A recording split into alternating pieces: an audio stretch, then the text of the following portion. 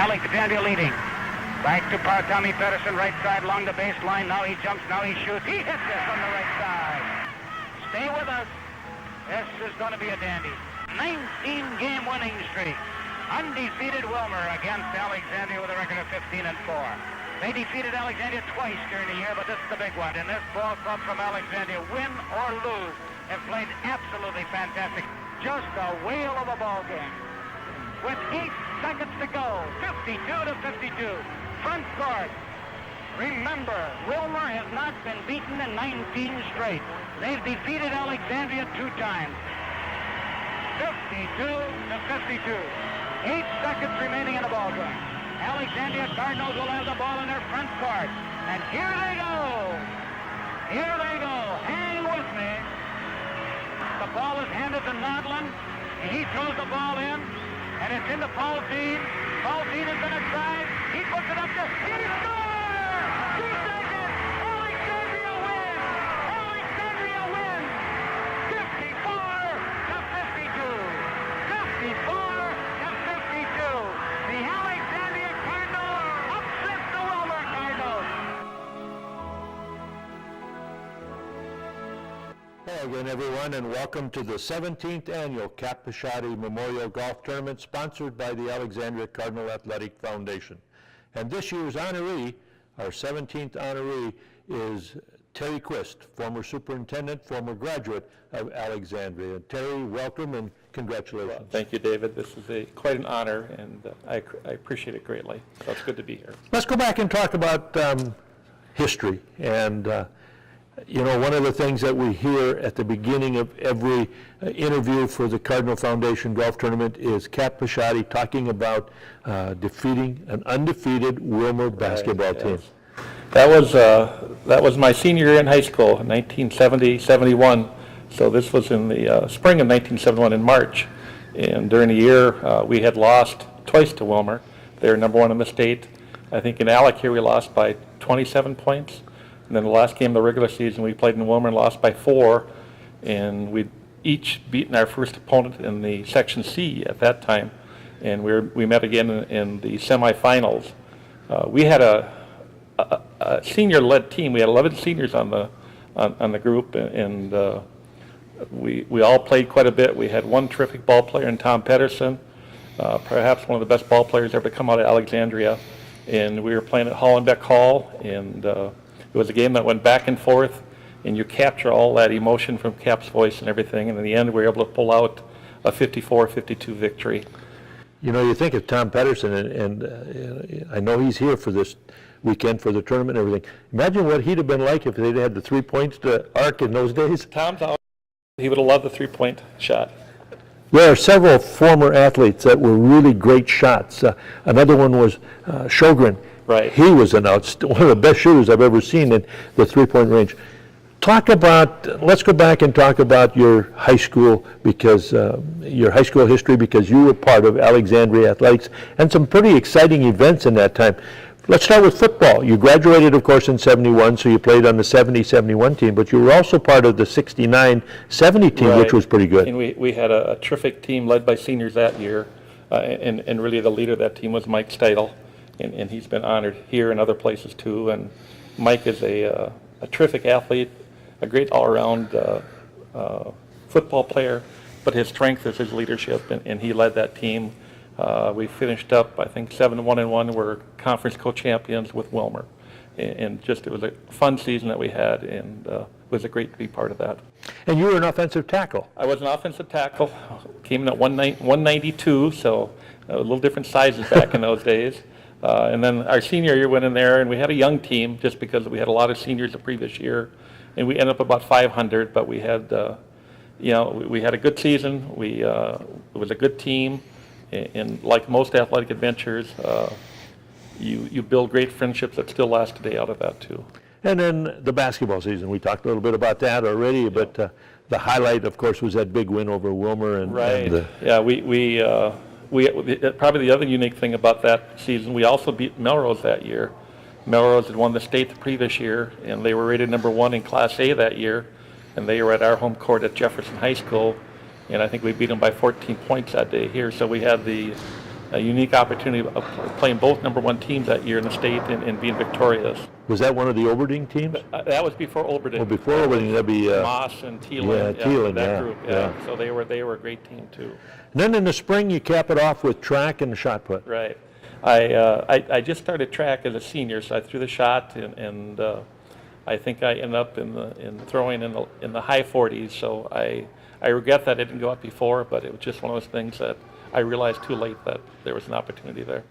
From Alexandria, and graduating from Alexandria in 1971, you go to Concordia, play 4 years of football up there. Yeah, Concordia was a great fit for me. We had 4 years of football there, a great education, and great friendships. So I first year played just freshman football, and then started to play a little bit as a sophomore, and much more as a junior and senior as an offensive guard. As seniors, we ended up for tying St. John's and Duluth for the conference championship, and ended up 12th in the country that year too, in the NAIA ranks that year. So that was a great experience, and I came out of there with a great group of friends that 45 years later we still hang out together, and that's been terrific. Concordia had some really good teams in a decade there that started at about 1963 or so and carried into the early 70s. Right. Yeah, there was a national champion in '64, and then a few years later after we graduated, I think in '76, they won it again with Bob Bellevue playing running back that year, another Alec athlete here, and he was one of the leaders of that team as well. Let's talk now, you graduate from Concordia and you go into the field of education. Talk about where you've been. Well, after I left Concordia, I started to wander in my teaching career for about 6 or 7 years, taught in western North Dakota, and then southern Minnesota, and then finally to the metropolitan area at Hastings.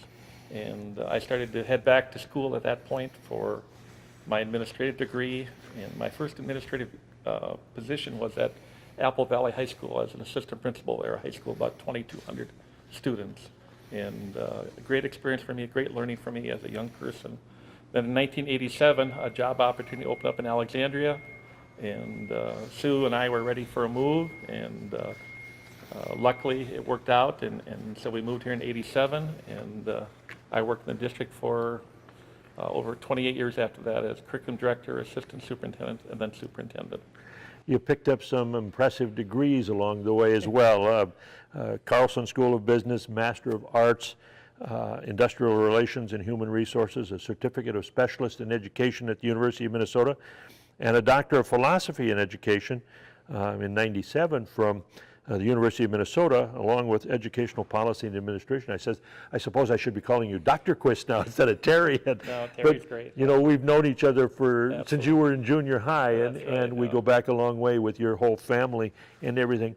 And coming back to Alexandria and the different positions that you've had here, created and is part of your family legacy in Alexandria.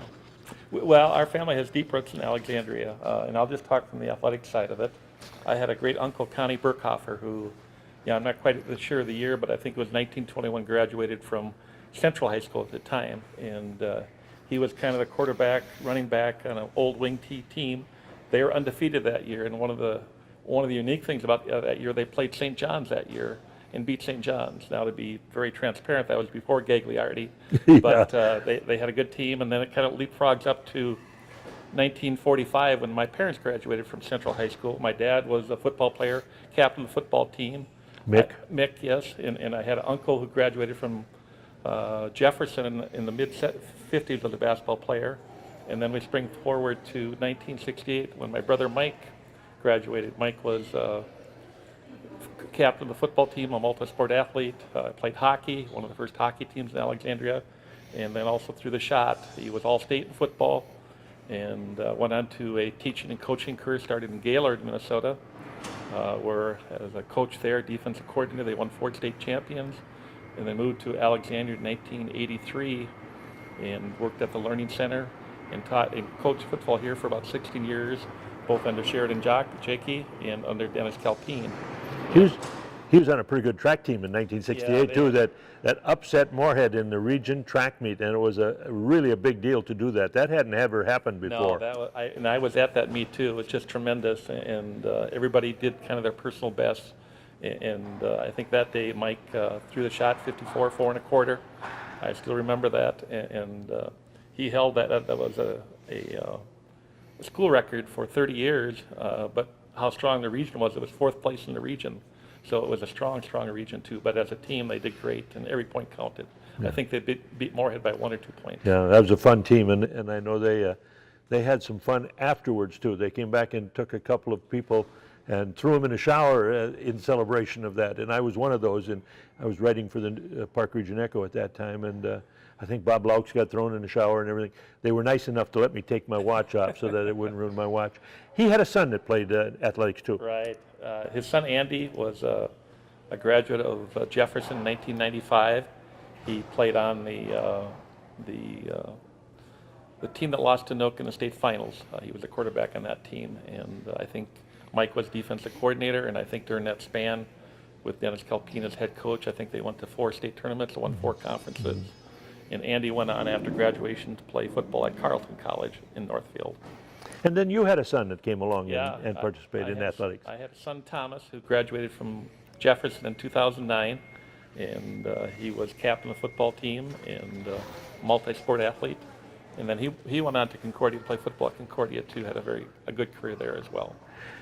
You came to Alexandria, as we said earlier, and you were involved in a lot of different things, moving up in the system and so on, eventually becoming superintendent. And as we are sitting and doing this interview, we're at the Alexandria Area High School, which was, the bond issue was passed while you were superintendent and built and part of your legacy. Yeah. Well, it's a terrific facility for kids and for staff, and it's only happened because we had great community support for it. And kind of the background is that back in 2003, we had gone out for a referendum for a new high school, and then at that time to remodel Jefferson and move Washington up Jefferson Street to the current Jefferson High School and turn it into an elementary school. And the voters didn't like that idea at that time, so they voted it down, and the board very wisely took a long time to study what was the right thing to do here, and they came back 3 or 4 years with kind of a 2-phase plan. First thing was to address the Washington situation. Washington was a building that was built in the early 30s, great building, had great bones and structure, but it just wasn't ready for the kinds of education things that happen in classrooms today. So we had that was phase 1. Then phase 2 was to build a new high school after that first part was done. So the community came with great support. We built Woodland Elementary. Part of that referendum was also money to buy land. The board closed the deal on the land here with the Klimek property, and then we started to work on the design, the development, and the passage of this high school here. And it was through the efforts of many groups, and one of the key groups was the Cardinal Athletic Foundation. They have been terrific, not only there but in so many other ways, but just relative to the facility here. The turf field out there is because of the work of the foundation and Dave Hartman. For a long time, our work was going to focus on 4 gymnasiums, and they had the insight to say, we really want 5, and so they created that, they allowed that, they made that happen, and that was terrific. And here's the difference in those kinds of things, is the first year this high school was open, we had activities 50 of 52 weekends here. And that was always our promise, was to say this is a community facility. And one of the things that did is, when you have activities 50 weeks of the year, you're bringing a lot of people into this community that shop here, that go to restaurants here, that stay overnight here, that help the economy here. And I think it's kept at 50, 51 weeks ever since. And so those things were allowed because we had 5 gymnasiums. We have terrific volleyball standards that were part of the Cardinal Athletic Foundation. Just all the small touches that made a difference here. It really has. And this is the Cardinal Athletic Foundation Capisciati Memorial Golf Tournament, and the foundation has done so much since it was first formed with Capisciati and other members of the community, has done so much for Cardinal activities. Yeah, and I've been away from this for a while now, but I stay tuned into it, and I see the successes of programs here. And just look at the spring that we've had here with baseball, track and field, all these different things, golf. And I think that's because we have a community that supports activities. And one of those key things has been the Cardinal Athletic Foundation over many, many years. So our kids benefit from all the hard work from the foundation. Well, it's the Capashotti 17th Annual Memorial Golf Tournament this weekend. Our honoree, Dr. Terry Quist, who former superintendent and former outstanding athlete from Alexandria. And Terry, again, congratulations to you on this honor. It's truly deserved, and we're really happy for you. Thank you very much, David. I appreciate it.